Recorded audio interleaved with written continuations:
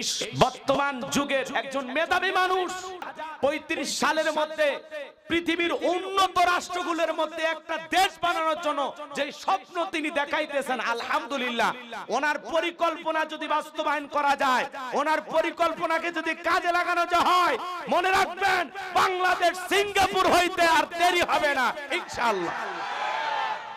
কারণ এই সোনার মানুষগুলো দুর্নীতি করবে না।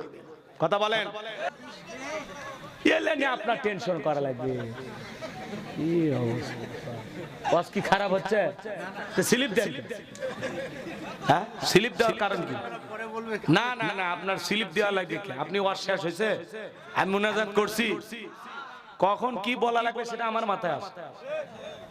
স্লিপ দেওয়া লাগবে, স্লিপ দেওয়া বক্তা আমরা। এই যুগে স্লিপ চলে কি? কাহিনী কম, স্লিপ দিবেন না। স্লিপ দেওয়ার দিন আছে, কিসের ভয় করেন আপনারা? মহিলাদের ওয়াজ করি না, পুরুষের ওয়াজ করি, দেশের ওয়াজ করি না, বিদেশের ওয়াজ করি, এলেন আপনার টেনশন আছে। কখন কি বলা লাগবে আমি বুঝবো। দাওয়াত দিছেন, হাদিয়া দিছেন, এখন ওয়াজ শুনেন। কথা হবে না, কথা আমি বলবো। কথা কন না কেন? আর যদি পরামর্শ দেওয়াই লাগে ঘরের ভিতর দিবেন, দিয়ে মঞ্চে নিয়ে আসবেন। মঞ্চে আসার পরে কোনো স্লিপ চলবে? হ্যাঁ, সভাপতি দেখে কিছু বললাম, অন্য মানুষ হলে খবর ছিল। কি বলবেন? আমরাই কষ্ট দিয়ে লাভটা কি? কথা বলেন না কেন? কি চাচা, স্লিপ দেওয়া যাবে? আর কোনো স্লিপ চলবে না। যেহেতু ওয়াজ এখন শেষের দিকে, কিসের স্লিপ দেন? কি ভয় পাইছেন নাকি? ডক্টর ইউনূসের কথা বলাতে রাগ করছেন? দেশের বর্তমান প্রেক্ষাপট নিয়ে কথা বলা রাগ করছেন? আর আগামীতে আমরা আমাদের সমাজের প্রধানমন্ত্রী যাদেরকে বানাবো, সৎ, যোগ্য, নির্ভীক, আল্লাহওয়ালাদেরকে সমাজের নেতা বানাইতে হবে। টেন্ডারবাজ, চাঁদাবাজ, দুর্নীতি করে এই সমস্ত মানুষদেরকে সমাজের নেতা বানানো যাবে না, যাবে না, যাবে না। কথা বলেন না কেন আপনারা? ভালো মানুষ দরকার, যেই দলেরই হোক, সৎ মানুষ দরকার, দেশপ্রেমিক দরকার। ডক্টর ইউনূসের মতো যারা দেশের জনগণের জন্য কাঁদবে, দেশের গরিব মানুষের জন্য যাদের মায়া থাকবে, কান্না থাকবে, গরিব মানুষকে কিভাবে ধনী করা যায়, গরিব মানুষদের ভাগ্যের কিভাবে পরিবর্তন করা যায়। 84 বছর বয়সে বক্তব্য দিতে গিয়ে উনি কাঁদলেন আবু সাঈদের কথা বলতে গিয়ে। উনি কান্না করলেন আবু সাঈদের কবরের পাশে গিয়ে, শহীদ আবু সাঈদের কথা বলতে গিয়ে উনি কান্না করলেন। বিদেশে ফিলিস্তিনি মুসলমানদের পক্ষে কথা বলতে গিয়ে কান্না করলেন। আবার এই দেশে 4 কোটি দরিদ্র মানুষ 100 টাকা দিয়ে জীবন ধারণ করেন, 100 টাকা দিয়ে যাদের জীবন চলে, 100 টাকা যাদের দৈনিক ইনকাম, এই সমস্ত দরিদ্র মানুষদের কথা ভাবতে গিয়ে, বলতে গিয়ে কান্নায় ফেটে পড়লেন। কি মানুষ আমাদের নেতা! কথা বলেন না কেন আপনারা? ওনাকে যারা দেখতে পারে না, ওনাকে নিয়ে যারা বড় বড় কথা বলতেছেন, আমরা বলবো ভাই একটু চুপচাপ থাকেন। সাধারণ জনগণের মতামত পাল্টে গেছে।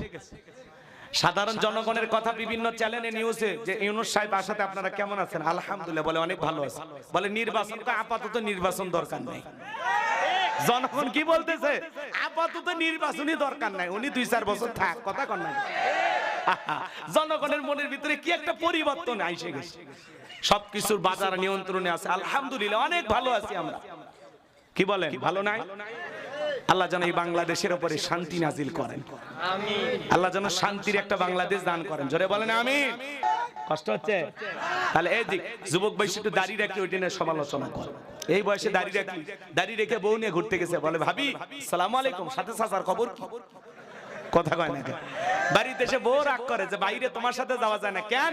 কয় আমারটাকে ভাবি আর তোমারটাকে চাচা। যেই বউ নবীর সুন্নত দাড়িকে মহব্বত করে না, ওই বউ আপনাকে 100% ভালোবাসা দিতে পারে না। কথা বলে ঠিক কি না? দাড়ি হলো পুরুষের সৌন্দর্য। পৃথিবীর সকল নবীদের মুখে দাড়ি ছিল। সুবহানাল্লাহ। দাড়ি রাখলে পুরুষকে পুরুষের মতো মনে হয়, দাড়ি ছাড়া পুরুষকে ভালো লাগে না। মহিলারও দাড়ি নাই, পুরুষেরও দাড়ি নাই। পার্থক্য বোঝা যাবে কি দিয়ে? কথা কন না কেন? অনেকেই বাড়ি থেকে দূরে সফর করেন আপনারা। ধরেন এই দিনাজপুর থেকে আপনারা ঢাকায় যাচ্ছেন, বাস দুর্ঘটনায় আল্লাহ না করুক আপনি মারা গেছেন, পকেটে টুপিও নাই, মুখে দাড়িও নাই, তখন মানুষ কি করবি? যেটা মুসলমান অমুসলিম বুঝতে হলে কি করা লাগবে? কাপড় খোলা লাগবে। কথা কোন ঠিক কিনা? এই জন্য ভাইয়েরা আমার এখনো সময় আছে, হয় দাড়ি না হয় টুপি, দুইটার মধ্যে একটার ব্যবহার করবেন মুসলিম হিসাবে। খবরদার যুবক, দাড়িতে ব্লেড লাগাই না, দাড়ি রাখে দাও। দাড়ি রাখলে পুরুষের একটা আলাদা আমি আর বলবো না, রাগ করছেন নাকি আপনারা? বুঝছেন না? এজন্য দাড়ি রাখবেন। নবী মুহাম্মদকে ভালোবাসে, দাড়ির ভিতরে আছে প্রেম। কার? নবী মুহাম্মদের ভালোবাসা আছে। কথা বলেন ঠিক কি না? আমার নবীর সুন্নতকে ভালোবাসি। কথা বলেন ঠিক কি না? আর নবীর সুন্নতকে মুহাব্বত করা মানে নবীকে মুহাব্বত করা, আর নবীকে মুহাব্বত করা মানে নবীর সাথে একই জান্নাতে থাকা। সুবহানাল্লাহ। মান আহাব্বা সুন্নতি ফাকাদ আহাব্বানি ওয়া মান আহাব্বানি কানা মাই ফিল জান্নাহ। সুবহানাল্লাহ। আল্লাহ যেন নবীর সুন্নত, মুহাব্বত, ভালোবাসা আমাদের কলিজার ভিতরে দান করেন। জোরে বলেন আমিন। আমার ভাইয়েরা, হাউজে কাউসারের পানি পান করতে গেলে কাজ করতে হবে দুইটি। দুইটা আঙ্গুল তুলে বলেন কয়টি? দুইটি। আর জোরে আল্লাহ তাআলা সেটা 2 নাম্বার আয়াতে জানিয়ে দিলেন, ফাসল্লিলি রাব্বিকা ওয়ানহার। বলেন বলেন, ফাসল্লিলি রাব্বিকা ওয়ানহার। 1 নাম্বার হলো রবের উদ্দেশ্যে সালাত আদায় করা লাগবে। ফাসল্লিলি রাব্বিকা, রবের উদ্দেশ্যে সালাত। নামাজ হবে একমাত্র কার জন্য? কুলিন্না সালাতি ওয়া নুসুকি ওয়া মাহইয়ায়া ওয়া মামাতি লিল্লাহি রাব্বিল আলামিন।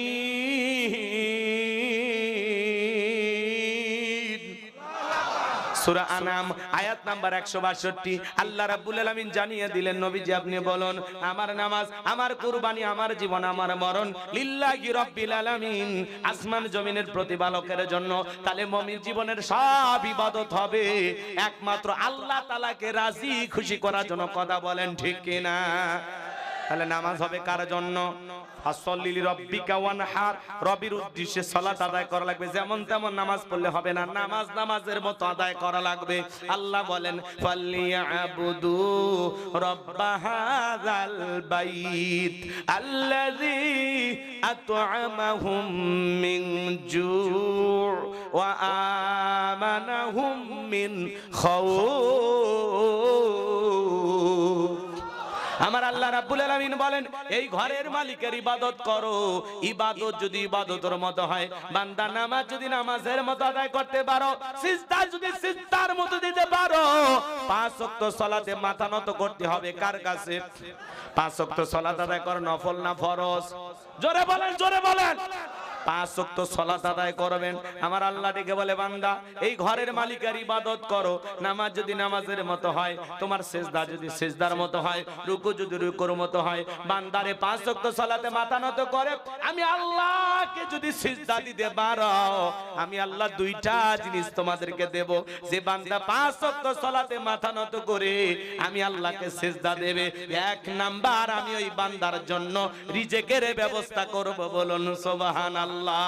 রিজিক দেওয়ার মালিক কে? আপনাদের এলাকা একটা প্রাণী বের হয়, গভীর রাতে বের হয়, কু কয়া চিল্লায়, ওর নাম শিয়াল পণ্ডিত।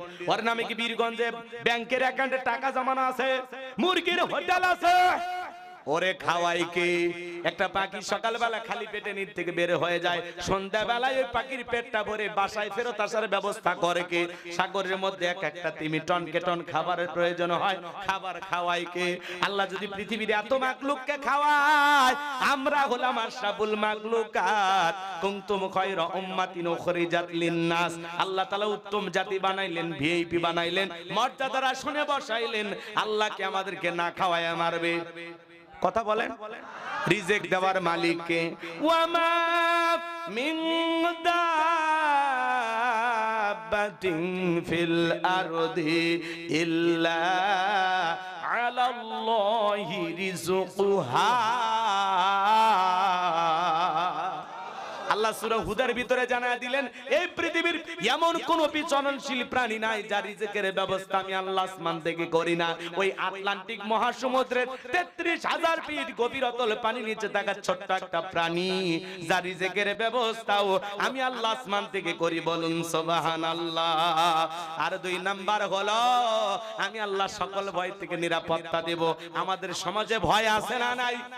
আপনি বীরগঞ্জ থেকে রাত 2টার দিকে 2 লাখ টাকা নিয়ে রসুলপুর গ্রামে আসবেন, মনে মনে ভাবতেছেন আল্লাহ টাকা নিয়ে বাড়ি পর্যন্ত পৌঁছাইতে পারবো নাকি, চোর ছিনতাইকারী ডাকাতের কবলে পড়ে টাকা চান 2টায় হারাবো, ভয় আছে না নাই?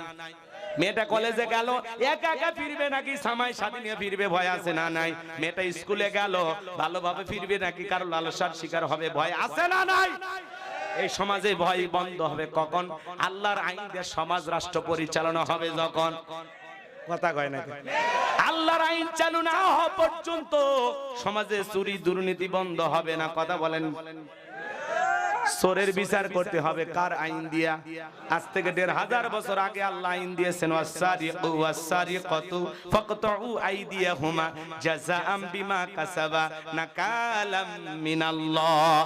সূরা মাইদার 38 নম্বর আয়াতে আল্লাহ 1500 বছর আগে জানিয়ে দিয়েছেন, চোর পুরুষ হোক আর নারী হোক, আল্লাহর বিধান, আল্লাহর ফয়সালা, অপরাধ প্রমাণিত হলে চোরের হাত কেটে দাও।